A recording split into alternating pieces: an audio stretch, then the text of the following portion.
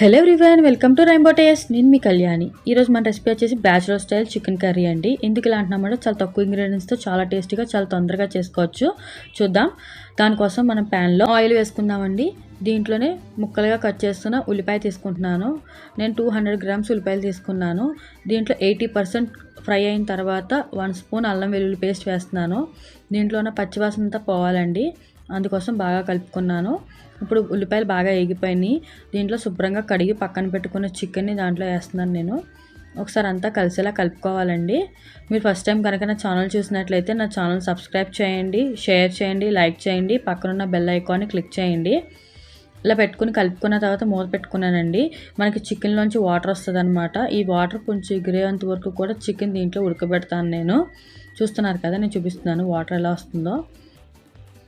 అలాగే మన ఛానల్లో చికెన్ ఫ్రై పీస్ బిర్యానీ కూడా ఉందండి. ఇంట్రెస్ట్ ఉన్న వాళ్ళు అది కూడా వాచ్ చేసి ట్రై చేయండి. అది కూడా చాలా బాగుంటుంది టేస్ట్. ఇప్పుడు చికెన్లో ఉన్న వాటర్ అంతా కూడా చాలా వరకు ఎగిరిపోయిందండి. నేను ఒక గ్లాస్ వాటర్ వేస్తున్నాను పైన. దీంట్లో సరిపడేంత ఉప్పు వేస్తున్నాను, అలాగే 1 స్పూన్ కారం వేస్తున్నాను, అలాగే చిటికెడు పసుపు కూడా వేసుకోవాలి. అంతా కలిసేలా ఒకసారి కలుపుకొని మూత పెట్టుకుందామండి దీన్ని. మనకి రెసిపీ 15 to 20 మినిట్స్లో రెడీ అయిపోతుందండి. చాలా ఈజీగా రెడీ అవుతుంది, చాలా టేస్టీగా ఉంటుంది. ఇలా ఒకసారి కలిసిన తర్వాత మూత పెట్టుకుంటున్నానండి. మూత పెట్టి నేను ఉడికిస్తున్నాను. చికెన్ అంతా చక్కగా ఉడికిపోయిందండి. దీంట్లో నేను 1 స్పూన్ చికెన్ మసాలా వేసాను. దించేటప్పుడు వేసుకుంటామని చికెన్ మసాలా. ఒక 5 మినిట్స్ ఉడికించిన తర్వాత కొత్తిమీర జల్లుకొని ఒకసారి అంతా కలిసేలా కలుపుకుంటే మన bachelor style chicken curry ready అయిపోయినట్టేనండి.